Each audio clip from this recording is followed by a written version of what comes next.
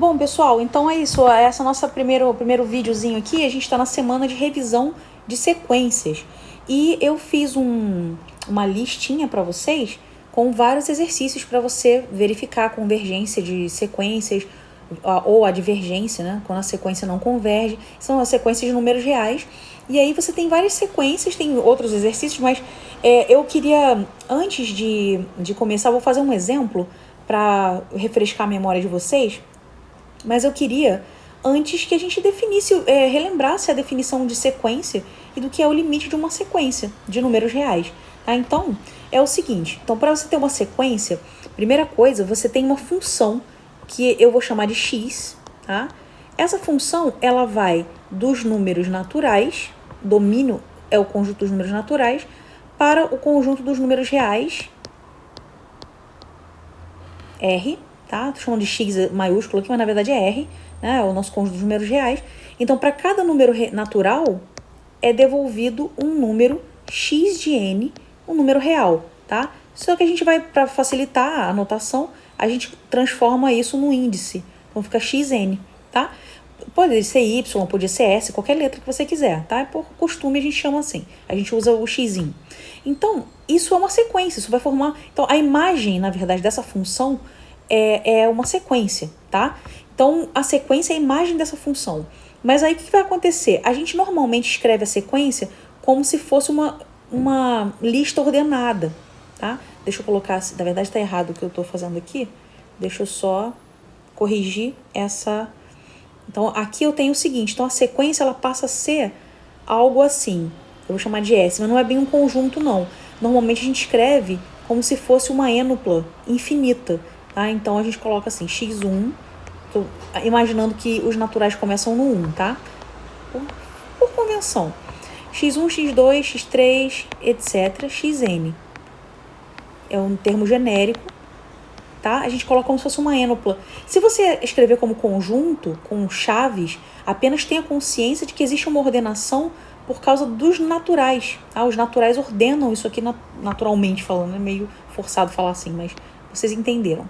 Então, é o seguinte. A gente já sabe essa lembrança, né, do que é uma sequência. E aí, cada elemento, cada termo da sequência é um número real. Tá? Você poderia ter uma sequência de números complexos, uma sequência de números racionais e por aí vai. Mas a gente aqui tem uma sequência de números reais, que é disso que trata o curso de introdução à análise, boa parte dele é para falar de sequências. Tá?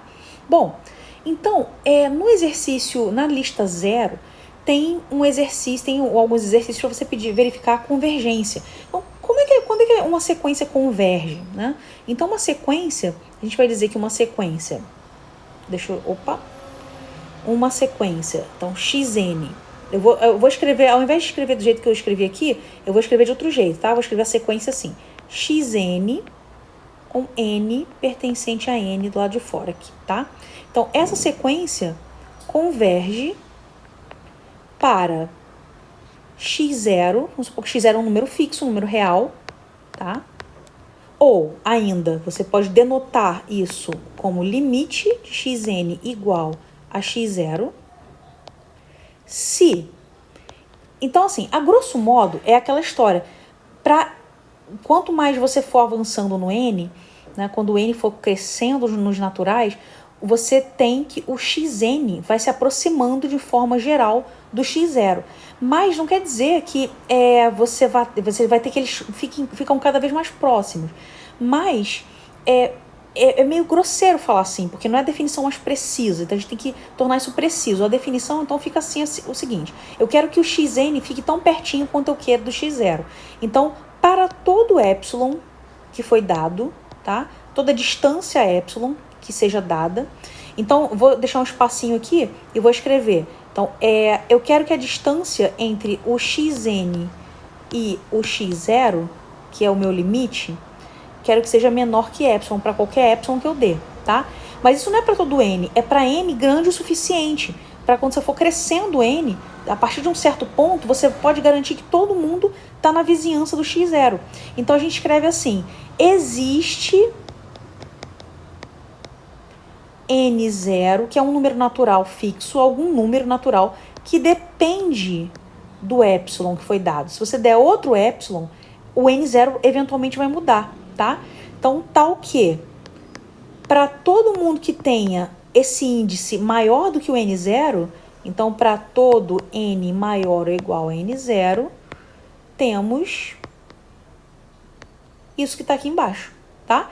Isso é a definição de limite de uma sequência, tá bom?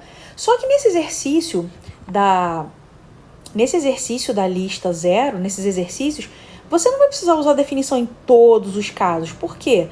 Essa definição é para quando você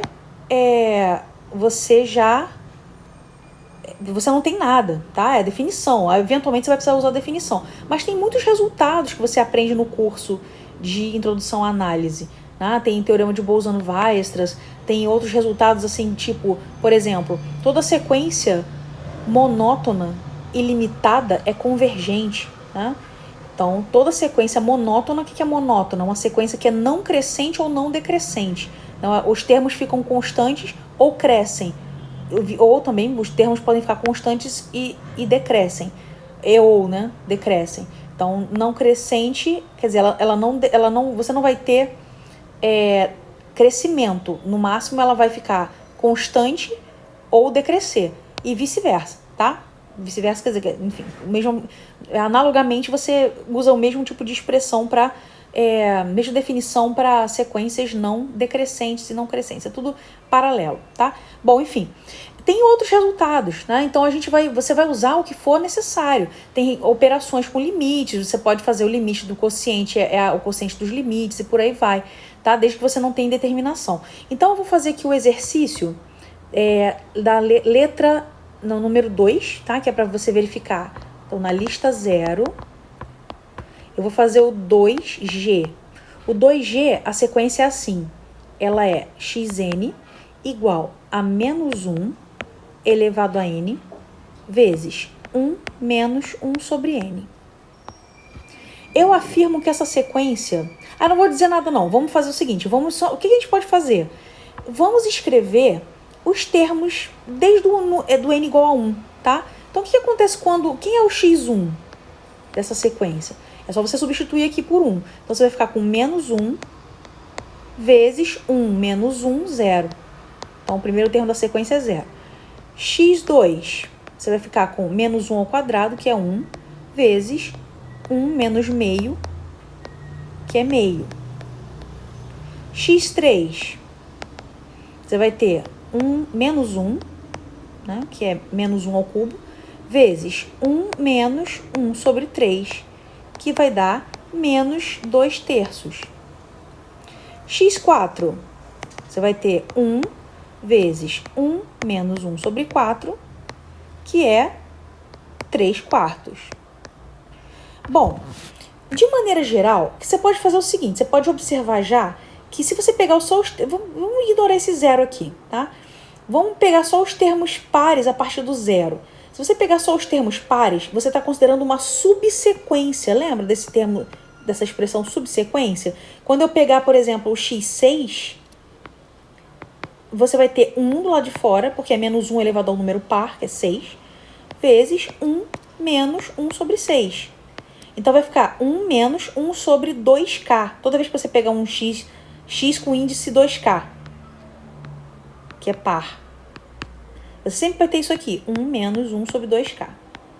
Isso aqui converge para 1, porque 1 sobre 2k converge para 0, tá?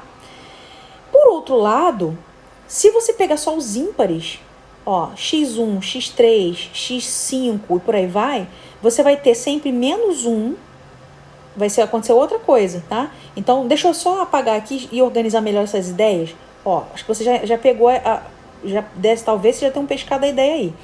Aqui, toda vez que eu tiver, então, aqui embaixo tem os pares, ó. A subsequência formada pelos termos de índice par convergem para 1. E a outra subsequência, que é a formada pelos índices de ordem ímpar, ela vai ficar sempre menos 1 vezes 1 menos 1 sobre 2k menos 1. Tá? Esse termo aqui, esse termo de k vai para 1, só que ele está multiplicado por menos 1. Então, isso aqui, deixa eu apagar aqui, esse termo todo vai para menos 1. Tá? E aí eu estou usando operações básicas, né? Limite da diferença é a diferença dos limites. Então, limite de 1 vai para 1, limite de 1 sobre 2k menos 1 vai para 0. É 0, né? Limite é 0. Então, isso aqui vai ficar limite igual a 1, só que está multiplicado pela constante menos 1. Então, esse termo vai para essa subsequência formada por termos com esses índices ímpares vão para menos 1. Ou seja, essa sequência xn definida dessa forma aqui, ela não converge porque ela possui duas subsequências que convergem para números diferentes. E toda sequência convergente, ela tem uma coisa muito importante sobre ela, tá? Se xn converge, então isso ela converge se e somente se toda subsequência converge para o mesmo lugar. Tá? Coloquei x0 aqui. Então, essa aqui não pode convergir, porque ela tem uma subsequência que converge para 1 e outra subsequência que converge para menos 1, tá?